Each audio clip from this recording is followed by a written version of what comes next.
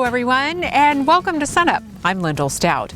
We begin this week in one of the winter wheat research fields at OSU, and we're joined by our extension wheat pathologist, Bob Hunger. Bob, give us an idea of what you and the team are studying out here and what specifically is going on today. Well, Lyndall, these are the wheat foliar fungicide trial that I conduct each year, and so we have replications of different fungicide treatments in here. There's a total of 16 of them, plus on-sprayed control, and so we were able to compare the efficacy of those fungicides in controlling the different foliar diseases that come on wheat, like powdery mildew, stripe rust, and leaf rust. And specifically, what is your research team doing today? Today they're putting on the primary application of fungicide. Some of the treatments have a double application. We put on some fungicide back in early March when the wheat was quite short, about growth stage 6 or 7, where that's just starting to tiller or just starting to joint well. And then now the primary application is going on. The heads are fully emerged, and the wheat disease is starting to come in here as it is across the state. What will you do with the data once it's all gathered?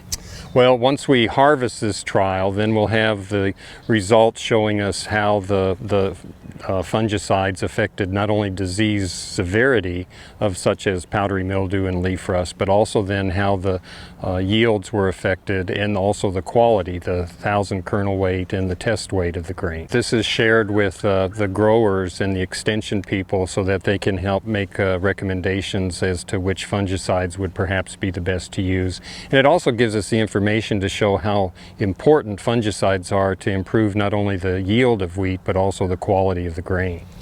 What kind of disease questions are you getting right now, and what are you seeing around the state? Well, it was relatively quiet for diseases early because we were so dry for quite some time.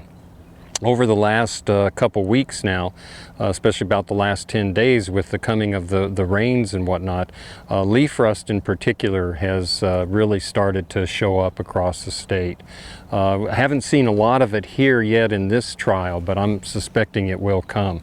We were lucky, fortunate that we missed out on stripe rust infection because there just wasn't much inoculum to the south of us to come up, and then we didn't have the right kind of weather when there was some inoculum, not enough moisture, so there's been no stripe rust. Powdery mildew has come in on lower levels, lower leaf canopy has been hit pretty hard with that. And then in no-till fields, we've seen a fair amount of tan spot and septoria that are coming on. But again, a lot of this is because of the moisture that's come in the last 10 days. Are you seeing some wheat streak mosaic virus as well? Yes, that's the other thing that has come into the diagnostic lab. I think over the last 2 weeks we've gotten at least 10 or 12 samples that have all tested positive for wheat streak mosaic virus, which is one of the viruses that's transmitted by the wheat curl mite. There's been some of that, and there's also been some barley yellow dwarf, which has surprised me some because it didn't seem to me over the fall, winter there were that many aphids around, but in some fields we're getting a lot of positives of barley yellow dwarf as well.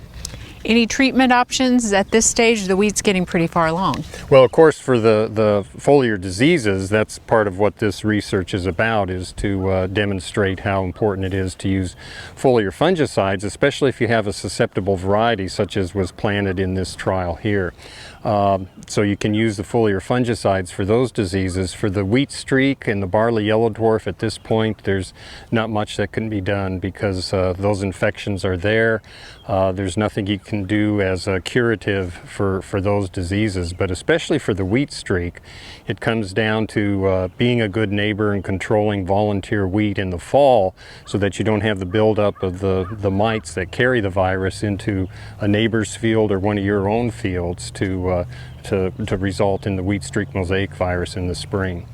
This is an overview today, but you have some materials that go a little bit more in depth that we can share with our viewers? Oh yeah, there is definitely a fact sheet on wheat curl mite transmitted viruses that I'll make available to you on your link. Okay, Bob, thanks a lot. You bet. And for a link to that fact sheet that Bob just mentioned, go to sunup.okstate.edu.